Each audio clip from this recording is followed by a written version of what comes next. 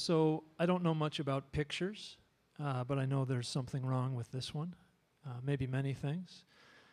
And I'm not sure I know much about inspiration, but provocation. And whatever's wrong in this picture is part of what provokes, part of what gets me thinking about questions and also answers. If in one moment there are some questions and some too obvious answers, every moment has a lot of questions. And there are many moments, many people with lots of questions.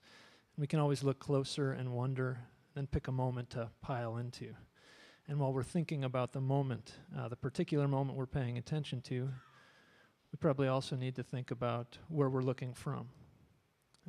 What's going on beneath us that makes our looking possible? Where are we headed? Who's taking us there? In a way, I want to let the silence sit. Not only where are we headed and who's taking us there, but what are we not paying attention to even when it's happening right around us? What important stuff is going on, the meaning of which we don't yet recognize? This is a 9/11 photo. Maybe that's obvious. Some of what's going on is not obvious. So I was going to ask about fires. Which fires are ours and which not? And then I was going to, maybe what I'm doing now, suggest that maybe all fires and all smoke to some extent are all of ours, that they're all shared. May feel like they're a little bit different, they don't belong to us, but somehow we're all affecting each other. So then to go back to the opening question, the question of provocation. How do we hold ourselves? Who do we turn to when the shit is really going badly? What do we pay attention to? What do we read? What do we write? Maybe when it's really bad, we think about who do we try to fix things with? Who does that mean we're challenging?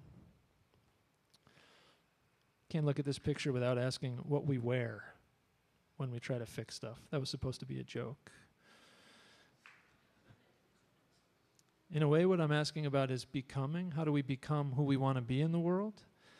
Which I think another step toward that question is, who do we learn from? What do we take aim at? Who's telling us what to take aim at? Why do we trust what they're telling us about what we should be aiming at and how we're pointing in that direction? And when we're in the other side of that, how do we know that the folks we're trying to teach are being taught well? How do we know that they're going to hear what we have to say? How do we know that what we're offering is the right stuff to be offering? Maybe I'm moving a little fast. I want to go back to becoming for a minute. I want to think about when we're engaged in our work, when we're learning, how do we know it's work and not play? Again, what risks are we willing to take? It may be hard to see and hear. There are saws out on the floor.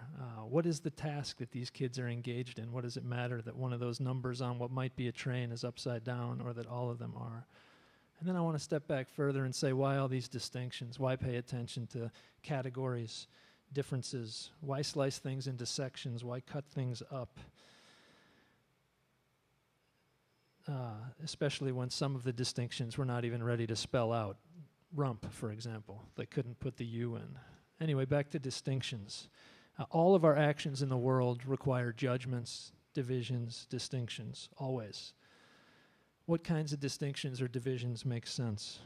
Who decides where people sit, or who they sit with, or what the signs say? Who makes the signs?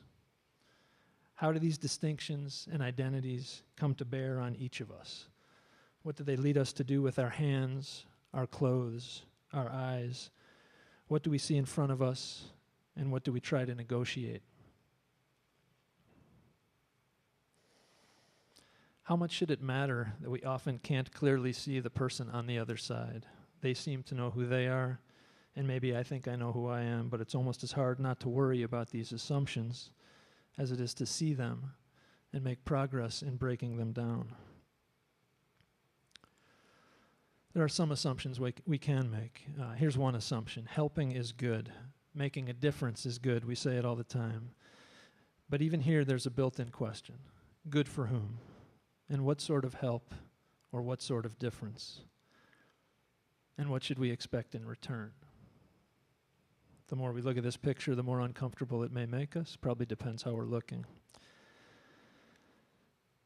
What I'm trying to ask with the last comment is, what does meaningful help require, and what does it provide?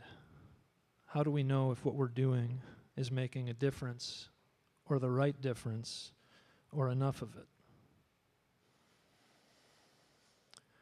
In a way, I'm asking who we want to be on the road with, where we think the road ought to go, where we fear it might actually go. When should we be comfortable strutting, and when should we pay more attention to the dark clouds overhead? A couple more questions about the road. When does it feel hopelessly muddy? When might it be hopefully muddy? What can we do, no matter the conditions we've inherited, to move up the road and help others do the same? Again, I'm asking really, how should we travel, or migrate, or work toward becoming? Who should we make demands on, and what should we demand of ourselves when we tell others what they ought to do or how they ought to be? Relax. I think the last thing I want to ask with many seats in front is, where should we sit? What should we ask for?